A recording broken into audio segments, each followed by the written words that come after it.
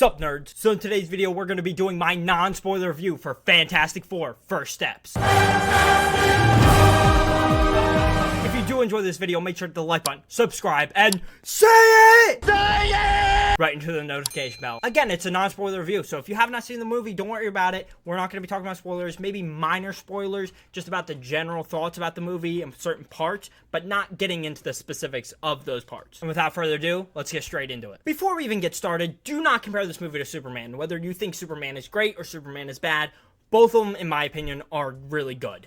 And to put one down compared to the other one is just stupid. We got two very passionate, very comic booky movies from Marvel and DC, and that is something to be thankful for. It just pushes each studio to do better, which is a great thing for us. A little banter, a little rivalry is fun, but don't get hatred. About this. There's no point. My favorite part of this movie is the center. The center of this movie is really good.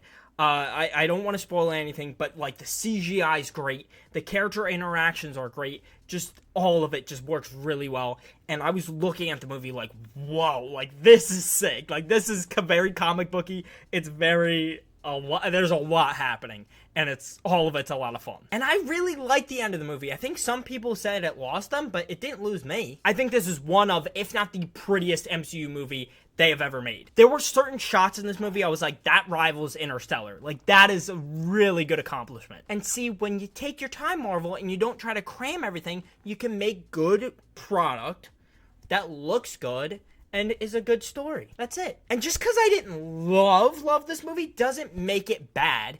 And honestly, I think an intro level movie for these characters is not the best thing you could have done. That's why it's more about not, oh, well, this wasn't great. It's more about, but look at the future.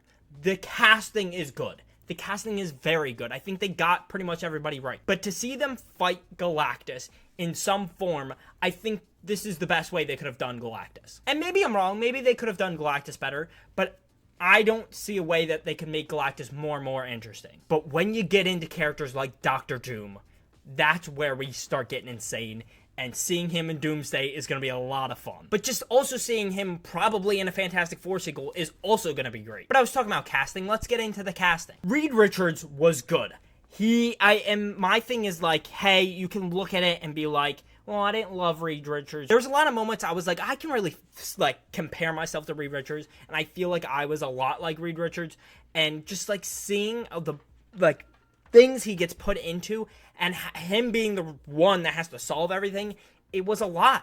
And it was a lot of sadness and frustration, and maybe they didn't show that enough. I think that's one of my bigger complaints, is that they didn't see him get as upset, as freaked out as I would have liked to. But at points, that's what Reed is. He's calm and he's collected and he's calculating constantly. That's where his brain goes. And to see that, it just makes sense. But there was a lot of moments with him and Sue that was really good. I don't think there was enough moments with him and the rest of the team. If he was there, he was just either with Sue or with all of the team. There wasn't enough moments with him and Johnny. There wasn't enough moments, especially with him and Ben. I think you don't get to see him and Ben talk enough. There's that one little interaction, and that was good, but you don't really get to see them talk enough, and they're best friends. You should see them talk more. And that goes into my next casting, Eben Moss-Bachrach as The Thing. He was good, but they underutilized him. He is such a cool and complex and sad character. I want to see more of him. That's why in Doomsday or in Secret Wars, I need them to have him sit down with a character and confess his feelings and how sad his life is. Watching Mark Ruffalo talk about being the Hulk and how he almost killed himself, that was so incredibly sad, and seeing through the mental health and all that was so good. I just wish we got to see more of the Thing in that way. You bring in Natasha Lyonne as his love interest, but they kind of don't talk much in the movie. They flirt a little bit in the middle, but have him sit down with her, have him go on a few dates with her. I would have loved to seen that and whatever, but it was solid. I just want to see more of the Thing. Then we have Sue Storm. I think Sue Storm is the most passionate, most amazing character in this film. I do have a favorite character, which you know who it is, but Sue Storm was incredible in this film. She was a mother, she was a part of the family, and part of this team, and she kind of holds everybody together. She checks up on Reed, they talk, they communicate. Another set of interactions I would have liked to see more is Sue and Ben. Again, Ben didn't get utilized enough. I think if he was utilized a little bit more, then it would have been really, really great movie. But you underutilize Ben, and that's a problem. But Sue and being a mother and talking to the entire universe about what she's gonna do is insane, and I think she handles it very well. But my highlight of this movie, and a guy I was gonna be like, I just see him as one character the whole movie, and it's like, okay, and he's the Human Torch. No, Joseph Quinn is the Human Torch. He was so good. I do actually really like Chris Evans as the Human Torch, but Joseph Quinn does a fantastic job with this character, and I think that was kind of the point, is like, we're going to kind of focus on Johnny this movie. And I hope in a sequel, or in Doomsday and Secret Wars, we get to see the Thing more. But his interactions with the Silver Surfer and the rest of the team is just so much fun. He's playful, he's joking, and then when it gets to it, he's like, okay, I know Reed is the smartest one in the room, and he's figuring out all the complex stuff, but this is the information I have, and I can figure this out. It was great to see him, like, be such an important character. Then we move on to Galactus. Galactus was really fun. He was really scary, and he was really cool. But this is my one complaint. I don't think this team is built for a villain like that, or I don't know if I love this type of villain. I think this team is built for a way better villain with Doctor Doom. His connections and his, like, mind manipulation and whatever, like, them fighting him, I think is going to be a lot more interesting, and that's why I am now so much more excited for Doomsday than I was before. I was excited, but I also was cautiously excited. Now I'm really excited for this villain, and I'm really excited for Doomsday. But don't get me wrong, Galactus was still really cool, but there was something missing. And my one complaint right now is that I don't know what that thing is. And it might just be because there wasn't enough emotional connection with this team. And I think that's what the Silver Surfer brings. The consequences of Galactus being a being caused a lot of interesting conversations and a lot of interesting problems that it's like really hits you. And it's like, oh my gosh, like, what are you supposed to do? But did I say Silver Surfer?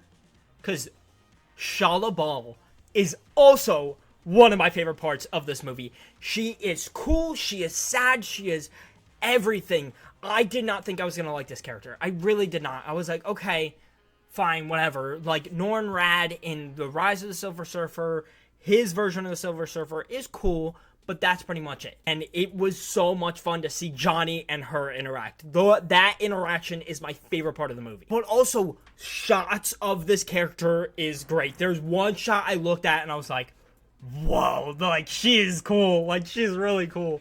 And when you say it, you'll know what it is. Honestly, maybe not, because there's so many cool shots.